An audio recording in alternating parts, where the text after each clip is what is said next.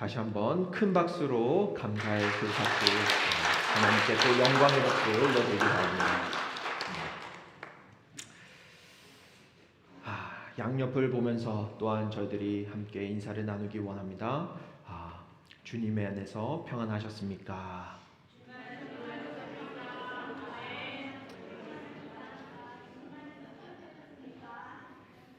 그리고 사랑합니다.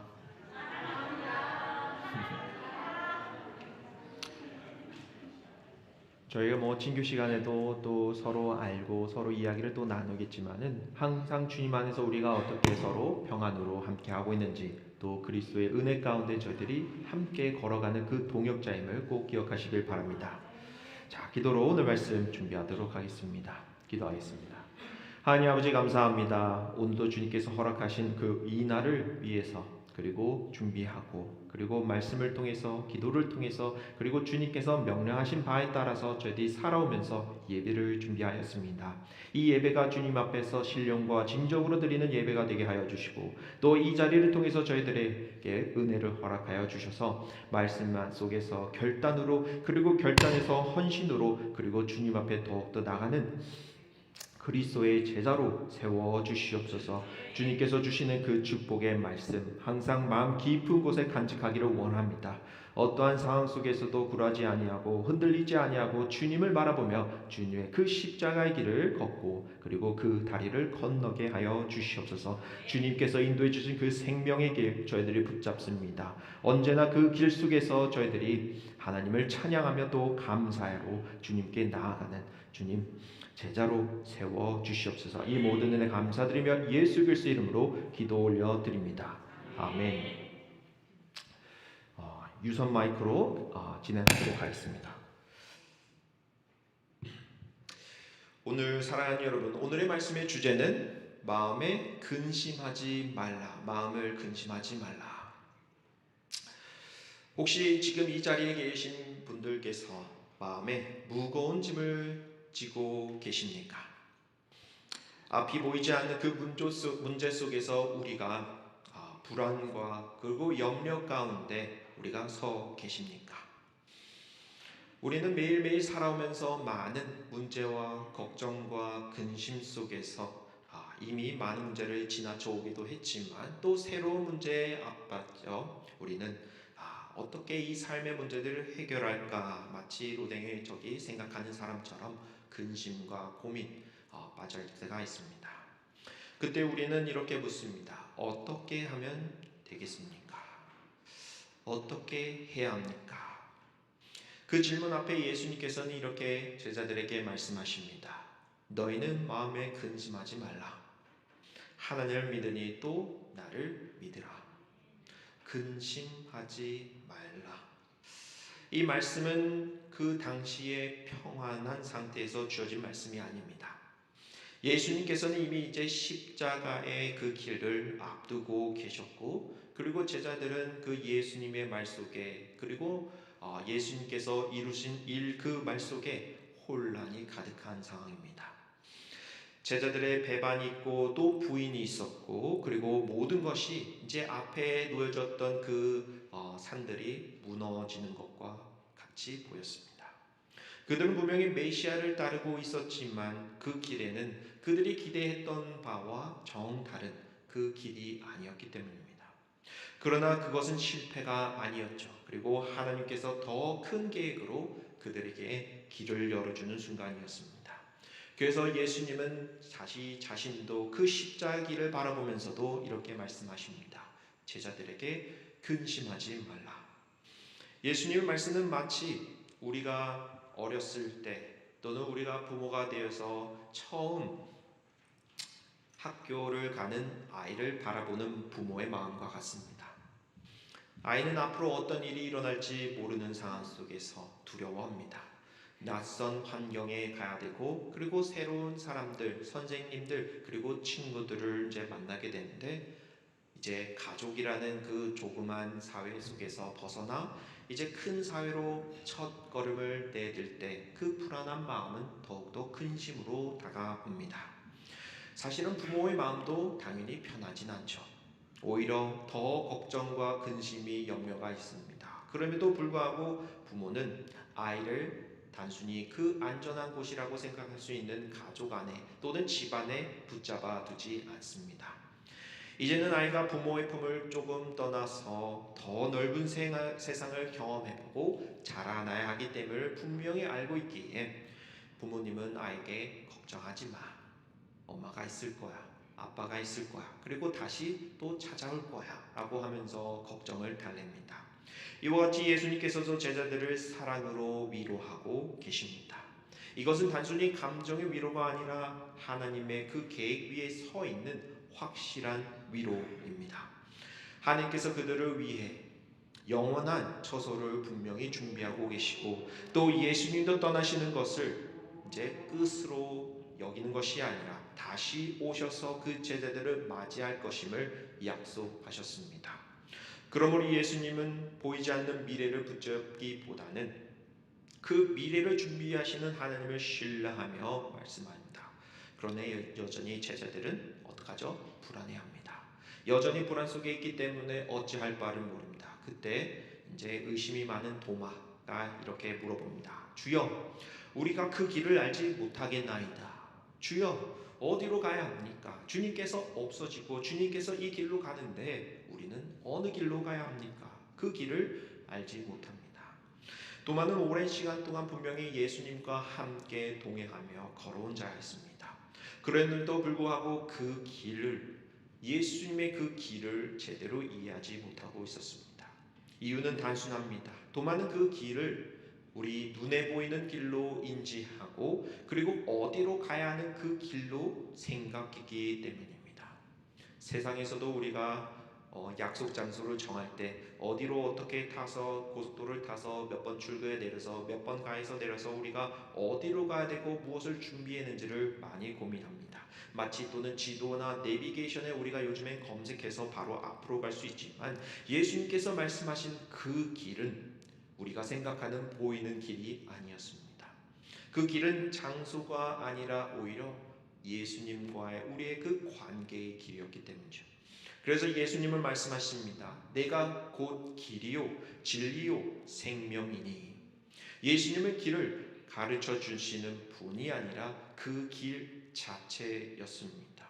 예수님은 안내자의 역할보다도 그 길임을 분명히 선포하고 있습니다. 여기서 우리가 길을 몰라서 문제가 아니라 우리는 누구를 따라가야 하는가에 대한 문제에 직면해야 되는 것이죠. 우리는 길을 만드는 존재가 아닙니다. 이미 열려진 그 길을 따라가는 존재입니다. 아마 PPT에서도 나올 겁니다. 그 사진 속에서 우리가 그 십자가의 길, 예전에 복음에 대해서 이야기를 했었죠. 우리는 그 다리를 건너야 하는 사람이지 그 다리를 만들어야 하는 사람이 아닙니다. 순종이 있어야 되고 그리고 굳센 신뢰가 있고 믿음이 있어야지 그 절벽 위에 그 십자가의 길을 우리가 무섭지만 두렵지만 앞으로 나아갈 수 있습니다. 사도행전 4장 11절부터 12절은 이렇게 기록하고 있습니다. 이 예수는 너희 건축자들이 버린 돌로서 집 모퉁이의 머릿돌이 되었느니라. 다른 이로서는 구원을 받을 수 없나니 저나 사람 중에 구원을 받을 만한 다른 이름을 우리에게 주신 일이 없음이라 하였더라. 예수는 단순한 선택지 중 하나가 아닙니다. 오직 유일한 길임을 밝히시고 이것이 바로 복음의 핵심이죠. 여기서 중요한 또 부분이 있습니다. 하나님께 나아가기 위한 다리는 인간이 놓을 수 없습니다. 우리의 선함이나 우리의 어떤 노력이나 또는 종교적인 열심으로 그 간격을 메울 수 없습니다. 오직 예수 그리스도께서 우리에게 친히 내려오셔서 자기의 십자가로 그 다리를 놓으셨습니다. 그래서 우리는 그 다리를 건너야 하는 사람이지 만들어야 하는 존재가 아님을 꼭 기억하시길 바랍니다. 자, 이제 첫 번째 신앙의 질문은 이것입니다. 나는 여전히 내 방식의 길을 찾고 보이는 길을 찾고 그 길을 가려고 하는가? 아니 이미 열려진 그 길이신 예수 그리스도를 우리가 따라가고 있는가입니다. 여기서 예수님은 진리라고 두 번째로 선포하십니다. 오늘 사람마다 저마다 이제 진리라고 여기는 것을 붙들고 살아갑니다. 그러나 모든 것이 참된 진리는 아니죠. 그 가운데 인들이 만들어낸 어떤 거짓적인 진리도 있고, 그리고 여전히 많이 섞여 있기 때문에 우리가 혼란스러울 수 있습니다. 고대에는 동물의 형상을 한 우상을 만들거나 또는 자연과 인간을 다스린다 여겼던 그 헬라의 신들처럼 그 모든 것이 인간의 상상과 또는 욕망에 의해서 만들어진 진리 대상들이 많이 있었습니다. 형태는 달라졌지만 오늘날에도 그러한 상황이 크게 변화되지 않습니다. 눈에 보이는 우상은 비록 줄어들었지만 인간의 생각과 가치 그리고 욕망 안에서 살아나는 그 진리를 대신하는 것들이 더 많이 생겨나는 경우가 많습니다. 우리는 그 거짓 진리 가운데 온전한 진리를 구분하지 못하고 혼란스러워하며 우리가 하나님의 목소리를 듣지 못합니다. 그때에도 예수님은 여전히 성경을 통해서 우리 앞에 선포하십니다. 나는 진리다. 진리는 개념이 아니라 예수 그리스도 자신입니다. 그 진리를 찾는 것이 아니라 우리는 그 진리를 만나는 것이죠. 그렇기에 우리는 매일 결정하는 순간 앞에 놓여 있을 때, 고민하고 있는 순간에 우리는 이러한 질문을 댑니다. 예수님이라면 어떻게 했을까? 예수님이라는 어떠한 선택을 했고 예수님은 어떻게 행동하고 말을 했을까입니다. 분명히 예수님을 따른다는 것은 쉬운 삶이 아닙니다. 오히려 더 좁고 비좁고 그리고 험난한 여정이 될 수 있습니다. 우리는 힘들어도 그 좋은 삶을 선택한다는 것, 그것을 기억할 때 우리가 힘들고 고난 가운데서도 예수님과 함께 동행한다는 것, 길을 몰라서가 문제가 아니라 누구를 따라가느냐의 그 문제에 우리가 항상 직면하면서 예수님은 어떠했을까라는 질문을 가지시길 바랍니다. 마지막으로는 이제 생명입니다. 생명은 우리가 단순히 살아있는 것, 그 상태로 우리는 설명하고 이해를 하죠. 특히 우리 몸은 몰과 그리고 유기물과 그리고 무기물로 이루어져 있습니다. 그러나 이런 물질적인 구성만으로 온전한 의미의 생명을 설명할 수는 없습니다. 그러나 성경은 선포합니다. 생명은 단순히 그 물질적인 결합에 의해서 생겨나는 것이 아니라 하나님께서 숨결을 더해졌을 때, 생명은 우리가 하나님께로부터 왔을 때 우리는 생명임을 다시 확신합니다. 인간은 육체뿐만이 아니라 마음과 그리고 영혼을 가진 존재이며, 그리고 이 모든 것이 함께 조화를 이룰 때 우리가 온전한 삶, 생명을 이루게 됩니다. 그중 하나라도 조금씩 무너진다면 우리는 그 생명의 삶 전체가 흔들릴 수밖에 없죠. 우리는 단순한 그 존재를 넘어서 하나님 안에서 우리가 살아가는 삶, 하나님께서 주신 그 생명을 불어받은 삶으로서 살아있다라고 우리는 선포할 수 있습니다. 우리의 육신은 이제 호흡기나 또는 이제 IV나 해서 조금씩 연명할 수 있습니다. 그러나 우리 안에 그 숨이 없다면 우리는 살아있는 존재가 아니죠. 또한 우리가 육체가 없는데 숨이 있다 해도 우리는 살아있다고 선포하기 어렵습니다. 이 모든 것이 있을 때 하나님께서 우리를 창조하실 때 숨을 불어 넣으셔서 불과 흙의 원소로 시작하지만 하나님의 숨, 그 성령이 우리와 함께 있기 때문에 예수님께서는 말씀하십니다. 나는 생명이다. 단순한 생명의 상태를 이제 또 넘어서 생명의 근원 자체임을 우리가 기억하시길 바랍니다. 이는 마치 포도나무 가지에 우리가 줄기에 붙여 있어야지 그 가지가 살 수 있는 것처럼 모든 생명의 근원은 하나님으로부터 공급을 받고, 그리고 인간은 이제 생명을 유지할 수 있어도 스스로 만들어낼 수 없다는 존재임을 우리가 꼭 기억하면 창조주 하나님을 이해할 수 있습니다. 오직 하나님만의 그 생명의 시작이면서 그리고 생명을 주시는 분이 하나님을 심을 꼭 기억하시길 바랍니다. 그리고 예수 그리스도 그분이 생명이심을 꼭 기억할 때 생명을 주시는 분도 하나님이요, 그리고 가져가시는 분도 하나님을 우리가 의지해야 할 유일한 분은 오직 하나님일 근본으로 기억하시길 바랍니다. 요한복음 5장 26절에는 이렇게 고백하고 있습니다. 아버지께서 자기 속에 생명 있음 같이 아들에게도 생명을 주어 그 속에 있게 하셨고, 그리고 요한복음 1장 4절에서도 이렇습니다. 그 안에 생명이 있었으니 이 생명은 사람들의 빛이라. 요한일서 5장 11절부터 12절 다 같이 한번 읽어보도록 하겠습니다.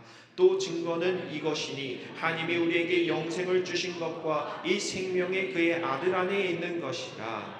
아들이 있는 자에게는 생명이 있고 하나님의 아들이 없는 자에게는 생명이 없느니라.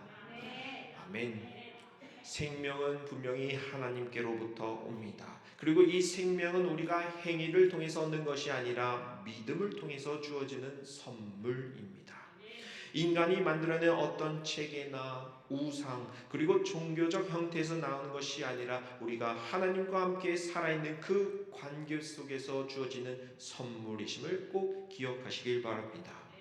다시 한번 이 생명은 우리의 공로나 또는 우리의 행위로 얻어지는 결과가 아니라 믿음을 통해서 얻어지는 생명. 그래서 교회는 오래 다녔다고 또는 어떤 종교적인 습관을 이 순간에 우리가 예수 그리스도를 믿는 믿음을 통해서 우리가 영원한 생명에 참석할 수 있다는 그 사실, 복음의 진리를 우리가 기억할 때 우리는 영원한 생명을 분명히 간직하게 됩니다. 그리고 하나님께서 약속하신 것처럼 그 영원한 구원에 우리가 참여하게 되는 거죠. 여기서 또한 영원한 생명은 단순한 생명의 연장이 아닙니다.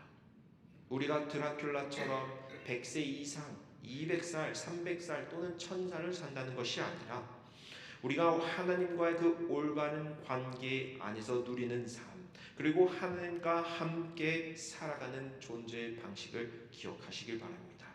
그래서 영원한 생명은 우리가 얼마나 오래 샀냐의 문제가 아니라 우리가 누구와 함께 사느냐의 문제임을 꼭 기억할 때, 성경에서 말하는 생명은 죽음 이후에만 시작되는 것이 아니라 지금 이 자리에서도 우리가 생명을 가지고 하나님과 연결되어 살아가는 삶임을 기억하시길 바랍니다. 생명은 미래 이야기이기도 하지만 지금 여기서 시작되는 그 생명의 삶을 우리가 또 기억할 때 우리는 이제 그 길이 무엇인지를 조금씩 깨닫게 됩니다. 그리고 이 은혜의 자리 또는 복음의 구원의 자리에는 마지막에 온 자일자 할지라도 동일한 그 은혜를 부여받게 됩니다. 누구는 어려서부터 예수 그리스도를 믿고 성장해오면서 그리고 교회 생활을 하면서 구원을 얻습니다. 또 누구는 중간에 중학교 때부터 또는 누구는 성인에 돼서부터 하나님을 믿고 예수 그리스도를 믿고 그리고 구원을 얻게 됩니다. 먼저 또는 후 그것이 문제가 아닙니다. 복음의 역설은 하나님의 은혜가 인간의 기준을 항상 넘어섭니다.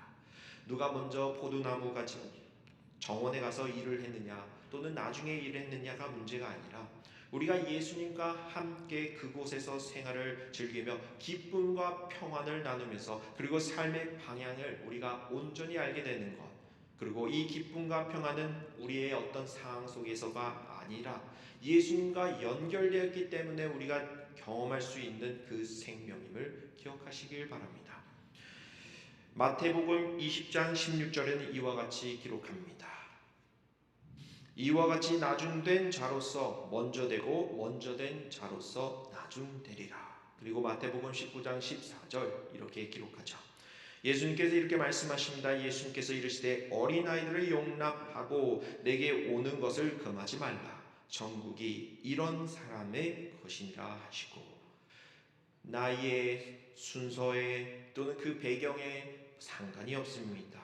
예수 그리스도를 믿는 그 믿음, 예수님과 함께할 때 그 세상에서 줄 수 없는 기쁨과 평안이 있고 그리고 삶의 방향이 분명하게 결정됩니다.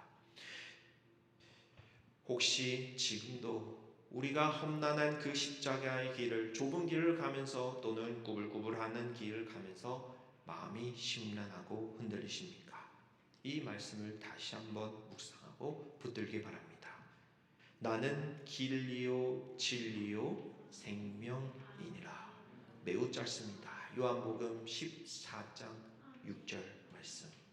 우리가 그 십자가의 길 앞에 서 있습니다. 절벽 아래 우리가 보이지 않아 또는 십자가도 매우 작게 보일 때도 있습니다. 절벽에 비해서. 그러나 분명히 예수님 말씀하십니다. 나는 길이요 진리요 생명이라. 우리가 길을 몰라서 답답할 때 예수님께서는 우리의 길이 되어 주셨습니다. 무엇이 옳은지 또 그른지 혼란스러울 때 예수님은 우리의 기준이 되어 주셨습니다. 그리고 우리가 힘들고 지칠 때 예수님은 우리를 다시 세우시고 살게 하셨습니다. 그러므로 우리는 이제는 문제를 바라보는 사람이 아니라 예수님을 바라보는 사람으로 살아가길 소망합니다. 그리고 어떠한 상황 가운데서도 예수님을 믿고 그분의 길을 따라 순종으로 그리고 믿음으로 그 한 걸음을 내딛기를 소망합니다. 그리고 그 길에는 예수님께서 약속하신 것처럼 길과 진리와 그리고 생명이 있고 누리시길 바랍니다.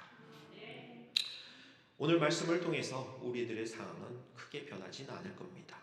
우리가 똑같이 문제를 직면하고 똑같이 우리가 사람들 간의 관계 속에서도 그리고 학업 속에서도 그리고 사업 속에서도 그 혼란은 계속될 것입니다. 그러나 우리가 흔들릴 수 있지만 넘어지지 않는 삶, 예수님 안에 있는 사람의 모습입니다. 그리고 우리 예수님께서는 이 진리를 우리의 생각이 아니라 삶으로 그리고 우리의 몸으로 기억하게 하시기 위해서 우리를 이 자리, 예배의 자리로 부르시고 또 오늘날 같은 경우는 성만찬의 자리로 부르십니다. 이 떡과 잔은 단순한 형식이 아닙니다. 우리를 위해서 찢기신 주님의 몸이며 그리고 우리를 위해서 흘리신 주님의 피입니다.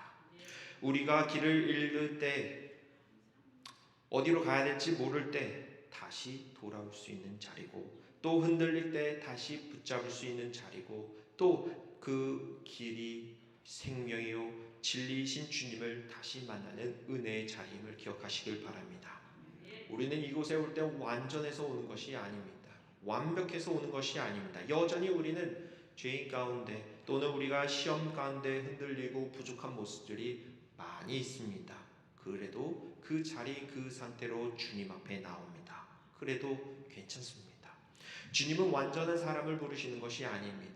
주님이 필요하시는 분, 주님을 필요하는 사람을 부르십니다. 그러므로 이 시간 우리가 문제에 붙잡고 그리고 걱정과 근심을 우리가 꽉 쥐고 있기보다는 이제는 그 쥐고 있던 것들을 주님 앞에 내려오시길 바랍니다. 그럴 때 주님께서는 다시 우리를 일으켜 세우시고 그리고 다시 살리시며 그리고 새 생명의 길로 걷게 하실 것입니다. 이 은혜의 식탁을 우리가 기억하면서 오늘도 그 은혜 성만찬의 시간 그리고 찬양으로 감사로 함께 나아가기를 소망합니다. 기도하겠습니다. 하느님 아버지 감사합니다. 오늘도 주님의 말씀 속에서 저희들이 다시 고백합니다. 주님은 저희들의 길이요 진리요 생명이심을 다시 한번 고백합니다. 저희들의 삶 속에서 잊고 지내왔던 것들이 있습니다. 그것은 바로 주님의 진리이십니다. 주님께서 언제나 저희들을 위해서 길을 마련하고 준비하고 저희들이 건너오기만 바라고 계십니다.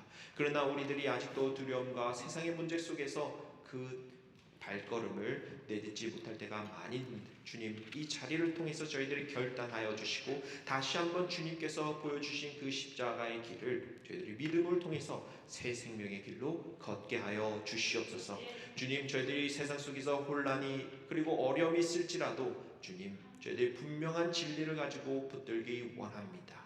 주님 그 길 함께 하여 주시옵소서. 주님 감사드리며 예수 그리스도의 이름으로 기도 올려 드립니다.